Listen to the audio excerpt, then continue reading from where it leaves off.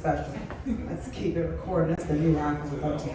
Anyway, sorry guys, I'm BC Rants, and yes, I chose this outfit. I just turned 43 last year. Thank you, right? They say black doesn't crack, but when I do this, oh, it does. I think that if we have to be a black don't crack crew, we should get a benefit, not just the name. Who came up with that? Elliot looks so young, but still deteriorate. Okay. Anyway, so yes, 43. I have 3 children. They're assholes. The biggest assholes in the world, but they're my assholes. 24 is my daughter, 21 is my middle child, boy, and then I have an 18-year-old son. But that's not what I'm gonna get in yet. I'll get back to them little motherfuckers, okay? I just started stand-up 3 weeks ago, guys. Thank you. And I actually put a lot of work into some very harsh, brutal open mics. As a matter of fact, my first open mic was at the Hyattsville Busboys and Poet. My cousin came, they paid for tickets. She forgot to record it. Yeah, so it's like it didn't even exist. So, I don't have much time, so it's open mic, let's keep it tight like Kegels. Anybody know what that is? I'm doing them right now. And fellas, if you don't know what the Kegels are, oh my God. It is push-ups for the pussy. Okay, ladies, one time for me and the Kegel. Oh, it's done, baby. I keep that thing tight. All right. I put grease on my motherfucking shoes and shit on my feet. Thought this was sexy. Look, I had to go to the bathroom and put tissue at the bottom. Shit, this is not good. So yeah, I picked this outfit. I'm so glad that I'm 43 now, because I really don't care. This is the 4th wig I've worn, and I've only had 5 open mics. And no one knows me. They're like, are you a comedian? No, not yet. Anyway, so I'm gonna, like I said, I'm trying to keep it tight. I almost did not make it here, guys, because I got into a physical altercation with my 5th layer of Spanx. Whoa, it's a lot. I lost 64 pounds last year. Thank you. And if you guys couldn't tell, I'm trying to do comedy. Yeah, not even funny, exactly. So I lost weight last year, and it was on a special diet. I see one white lady over there. How are you? Thank you so much. Oh yeah, let me tell you what the diet was. Kirkland vodka and stress. Oh, so delicious. All you do is you drink vodka and you eat stress. It's so easy. Only problem is I didn't grow knees back. I still don't, like, I used to be 300 and something pounds, and they used to call me morbidly obese. And I was like, I'm gonna lose weight and have some knees. They still didn't come in. I don't think I have any. I don't care how skinny I'll get. Just be like this. So I stopped working out on the Kirkland vodka diet, and got a lot of skin, guys. Yeah. That's why I wear 6 layers of Spanx. Titties will fall from here to here if you see it. As a matter of fact, I know I will not be raped, because by the time they get to the 3rd layer of Spanx, they're gonna be like, let's go to fucking lunch. I cannot do this shit anymore. And then, I thought about it. I was like, okay, you know what? They're harvesting lungs and body parts and shit. And I just told y'all I was on the Kirkland diet. So even if they get to try cutting into my my skin to get an organ, I'm like, you do not want that liver or those kidneys. And then they're gonna quit anyway. So anyway, I said thank you, white lady, because I watched the movies and I was like, how do you guys do it? And you guys don't eat. I've actually seen movies like who's like, we're gonna just eat air and drink vodka. And I was like, ooh, and it works. I fucking love Costco's. I try to take my skin back to them. I said, Costco, I don't appreciate this Kirkland vodka and stress diet. You guys did not tell me skin was gonna come, and I don't want it anymore. they take everything back. I had some molded cheese sticks in my car, guys, from Costco. I left them there 2 weeks, and I took them back to Costco. And I was like, oh my God, I was about to feed my children this. How dare you have mold on your stuff? And I went into this whole speech. There was a young guy behind the stage. I don't know what. Okay, that's your phone. I don't know. There was this young guy behind the counter. He was like, ma'am, I didn't even know they gave cash. He's like, ma'am, I really don't care why you're returning it. Here's your money. So I did the same thing with my skin. And he said, I really don't care why you're returning it. I said, thank you, Costco, for the skin surgery. That didn't really happen, but I can only hope. And so real quick, let me just tell you about my asshole children. I'm gonna go like this. I'm gonna tell you about all 3 of their births and all 3 of their puberty sessions.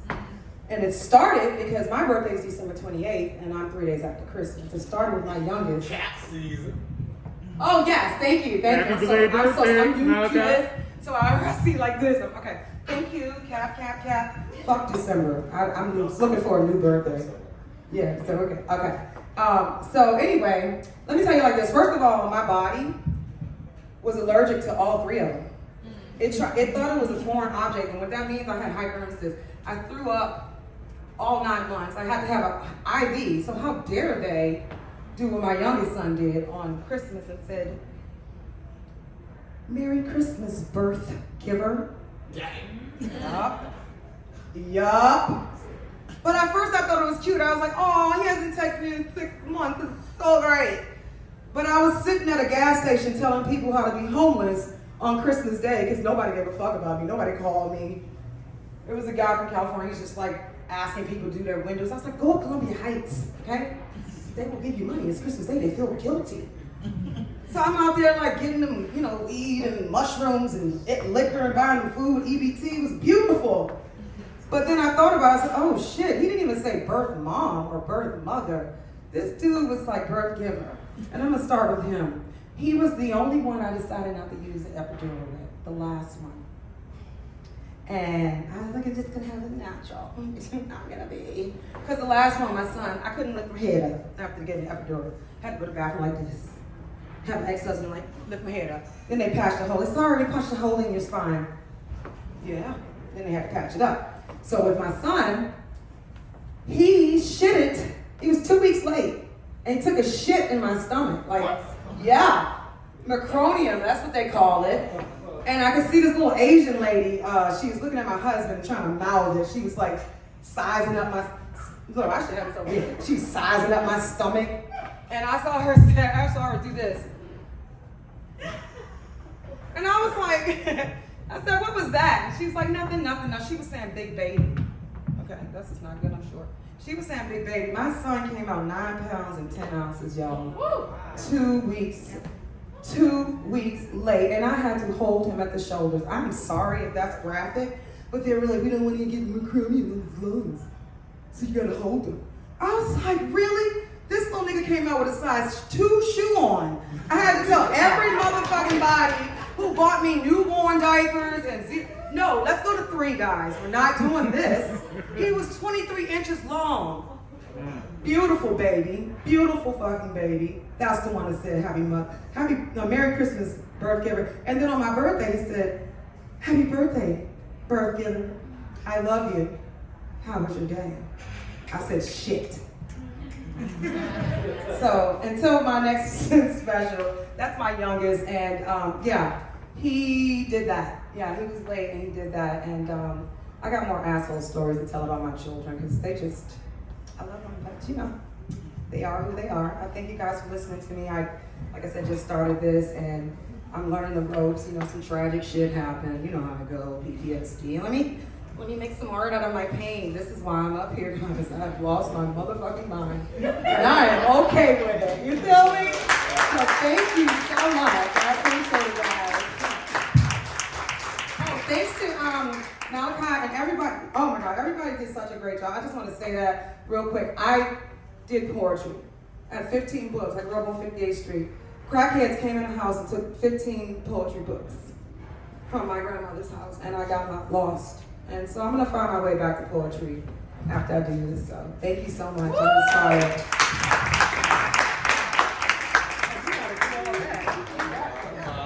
Yeah, make some more noise for DC! Yeah! Thank you for everybody that stuck with me. We about to get the hell up out of here, man. We about to get up out of here. But before we get up out of here, you know what I mean? I definitely want to make sure that we get to this community forum because y'all did an incredible job writing your hearts out, and I'm excited about it. All right, so let's do it, man. Like I told you, I teach pre-K so I can read a bunch of wild handwriting, but let me tell y'all something. Y'all are grown. This is unacceptable. I can't cap. All right, bet. But we're going to get this out of the way. This is y'all, by the way. Y'all wrote this.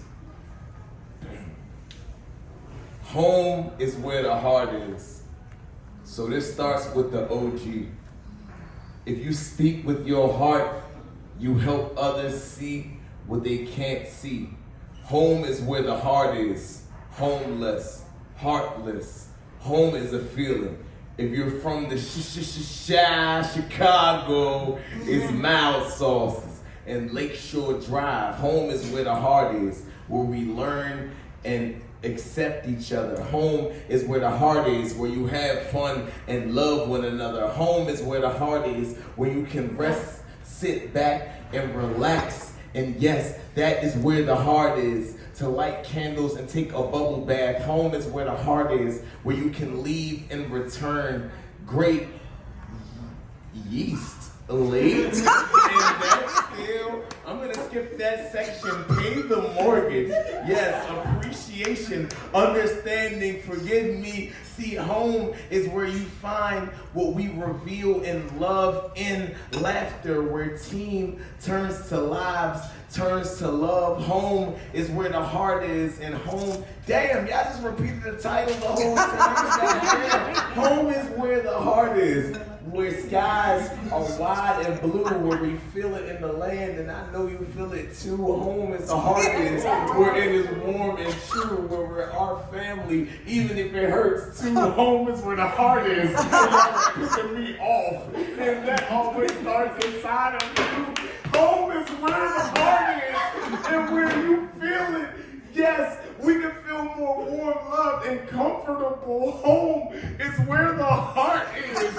See, the heart leads you home, and distant shores may wonder if you ever feel alone, if you ever felt belonging. Wake up and cater to the sun, knowing the earth loves you as it swallows you for fun. Fun in the sun, melanin deeply rooted in sand. The shore washes away the hurt, and you will find your home cradled by waves, rocked back by love, y'all. If you don't get it by now, home is where the heart is. As you get inside of her, damn, 9/11, all making love to get back home. Home is where the heart is, where outside it's always cold, but the fire inside forever always warms the stone, whatever the fuck that means. Home is wherever you are. And yes, home is where you wrap your arms around a tree and tell yourself it reminds it of me. It is not in the stars to hold our destiny, but in ourselves. So if I ever want to have a great time, I will come to Busboys, Brooklyn College night, every second Friday, and I will feel good, and I will feel good, and I will feel good. Make some noise tonight for everybody that's performing the lyrical stage for your host, Malachi Malpractice Bird, Busboys the Poet, and yourselves, y'all. Have a good night, man. Have a good night, y'all. See y'all next month. All right.